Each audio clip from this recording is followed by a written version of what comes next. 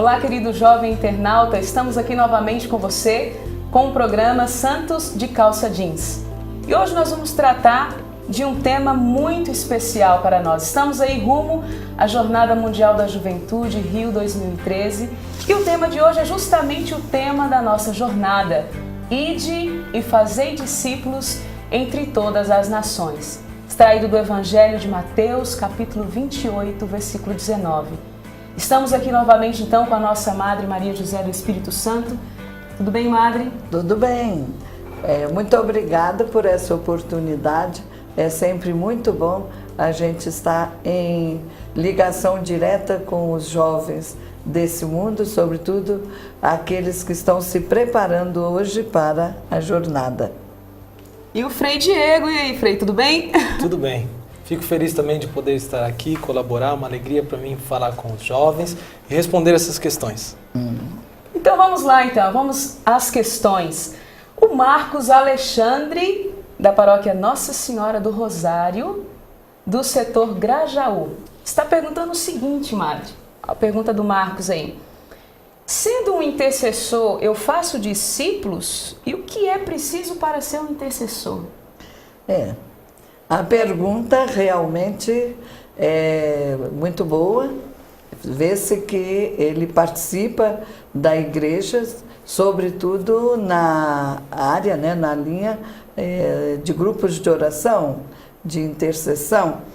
E eu acredito que ele está querendo uma resposta para nortear se ele está bem enquadrado ou não nesse compromisso que o Papa lançou para a juventude aqui no Brasil. Então, Marcos, a sua pergunta, eu posso responder assim um pouco rapidamente, que como intercessor você pode ser um bom e até um ótimo discípulo de Jesus, que é o grande intercessor do Pai junto a nós.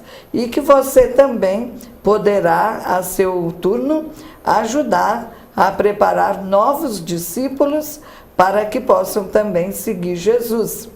Jesus intercede por nós, dia e noite, dando a sua vida por nós.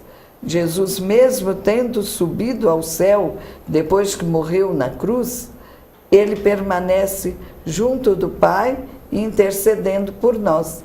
E nós devemos pautar a nossa vida como intercessores, olhando como Jesus viveu e como Jesus hoje nos fala através da palavra e através da igreja. Nós podemos ver, por exemplo, um diálogo de Jesus com o Pai no Evangelho de São João, no capítulo 17, quando Jesus roga ao Pai por nós, para que sejamos o quê? Para que sejamos um, como Ele e o Pai são um, naquele tempo. E Jesus continua intercedendo hoje por todos nós. Na cruz, por exemplo, Jesus intercedeu ao Pai, doando, entregando a sua vida, até o ponto de morrer ali pregado, sofrendo por nós. Na sua cruz também, ele nos entregou Maria, a sua mãe, para que fosse junto a cada um de nós, essa grande intercessora junto de Deus. Nas bodas de Caná, já em vida de Jesus, ela também intercedeu. Quando ela viu que faltava vinho, ela praticou a caridade. Ela podia dizer simplesmente: o que é que eu tenho com isso? Quem fez uma festa de casamento devia saber que ia ter muitos convidados e que se provesse de vinho suficiente, porque naquele tempo era muito costume de tomar esse vinho, bastante vinho. Hoje a gente sabe que é menos, As festas são muito caras. Então Maria intercedeu. Ela disse: eles não têm mais vinho. E Jesus deu uma resposta que às vezes pode ser mal interpretada. Mulher, que importa isso a mim e a ti? A minha hora não é chegada. E Maria antecipa a hora de Jesus. e ela deu o passo.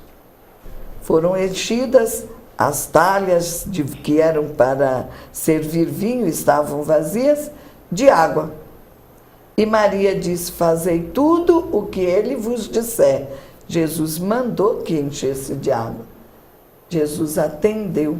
E quando eles foram ver, o primeiro milagre aconteceu com a intercessão de Maria. Então, o intercessor é aquele que tem o coração aberto para o amor, para a caridade, para prover a necessidade do outro. O intercessor é aquele que carrega a dor do outro no seu coração, na sua alma. Por isso, o intercessor é um discípulo de Jesus e pode formar discípulos, pessoas que aprendam a ser intercessores também, e não só intercessores, mas evangelizadores, não é? E na linha da evangelização, qualquer outro serviço que possa ser prestado à humanidade, né? Na paróquia, na catequese, no encontro de jovens, né? Nesses retiros, tantas formas, visitar os doentes, os enfermos, não é? Toda a obra de misericórdia. Então, Marcos, como intercessor, você tem um longo caminho a seguir. E também o intercessor, ele é aquele discípulo que testemunha com a sua própria vida os gestos e as palavras de Jesus. Por isso você deve meditar, né? Você e todos os seus colegas, seus amigos, né? Vocês devem procurar na palavra de Deus um meio, uma forma de aprender e colocar em prática o ensinamento de Jesus. O que é preciso para ser um intercessor? Já respondi bastante, porém continuo. O amor a Jesus, o amor e a vivência da palavra de Deus, o espírito de oração, espírito de humildade, amor à igreja, né? Ser uma pessoa simples, humilde, que ama a igreja, que quer viver em comunhão com a igreja, não é? E perseverança nisso que abraçou. Então, uma vida pura, buscando a cada dia, não é, com sinceridade, viver a imitação de Jesus e a imitação de Maria. O intercessor, ele deve consumir-se pela causa do reino. Ele deve estar aberto, como Elias, que dizia: eu ardo de zelo pela causa do Senhor, pelo reino do Senhor, né? Ele já preparava o caminho de Jesus que viria. Ele não era um profeta, ele não conhecia ainda a pessoa de Jesus, mas conhecia o Deus verdadeiro. Ele amava esse Deus. Então, quando perguntaram: o que fazes ali, Elias, que estava na entrada de uma caverna, ele disse: eu me consumo, eu ardo de zelo pelo Senhor dos Exércitos. E é isso que é um intercessor, aquele que arde de zelo.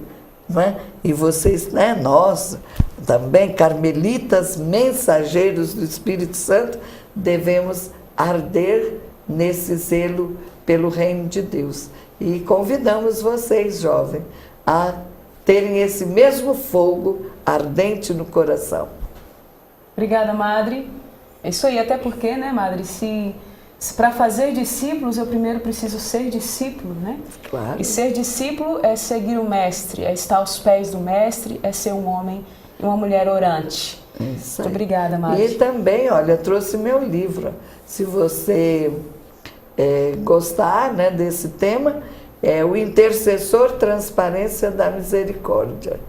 É um livro que já está na 9ª edição e vai ensinar um pouco, com muita simplicidade, o que é ser intercessor. Sobre este tema, a senhora sabe, digamos assim, é perita, né? Como monja de clausura, que a senhora foi 24 anos, né? E lá da clausura fundou o nosso instituto. Não digo então, perita, mas fiz a experiência. Justamente por ter uma vivência de profunda oração diante de Jesus. Isso para nós é importante. Então, temos também aqui outra dúvida do jovem Roberto, da paróquia Santa Terezinha do Menino Jesus, do setor Pedreira. Outra dúvida então sobre o nosso tema, e de fazer discípulos entre todas as nações. O Roberto pergunta o seguinte, Frei: qual a diferença entre apóstolo e discípulo? Olá, Roberto.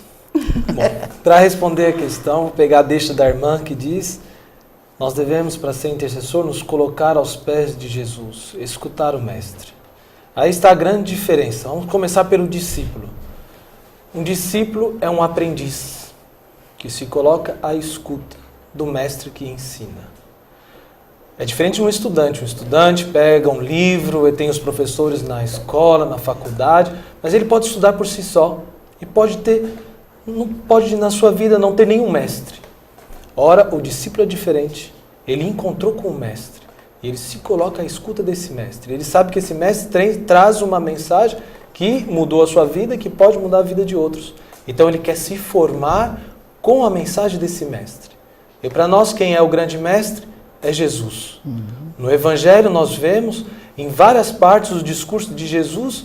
Ele senta, o Sermão da Montanha, por exemplo, em Mateus 5-7, Jesus sobe a montanha, senta-se, e ali em volta dele sentam-se outras pessoas para escutar o que ele tem para dizer. Ele faz um grande discurso, ensinando como viver, a como ser um homem de Deus, conforme a vontade de Deus. Este é o discípulo, aquele que se coloca à escuta, aquele que se faz aprendiz na simplicidade, na humildade, aos pés do Mestre. Hoje nós podemos ser discípulos, claro, lendo a palavra de Deus, escutando os sermões, escutando o ensinamento da igreja, na internet, o site do Vaticano, podemos escutar o ensinamento do Santo Padre o Papa, se colocar numa atitude de discípulo, recebendo a mensagem do Evangelho através daqueles que são os apóstolos. E aí a gente entra na diferença entre os discípulos e os apóstolos. O apóstolo, nós vemos lá em Marcos 3, versículo 13, Jesus subiu a montanha e tinha várias pessoas, todos os discípulos estavam ali com ele. E o versículo 13 diz assim: e ele chamou a ele, mais perto dele, os que ele quis. E nomeou cada um deles. E ali ele dá o nome dos 12 apóstolos que nós conhecemos. E para que Jesus chamou? O versículo continua dizendo: para ficar mais perto dele, então para ser um discípulo mais próximo, e para enviá-los a pregar.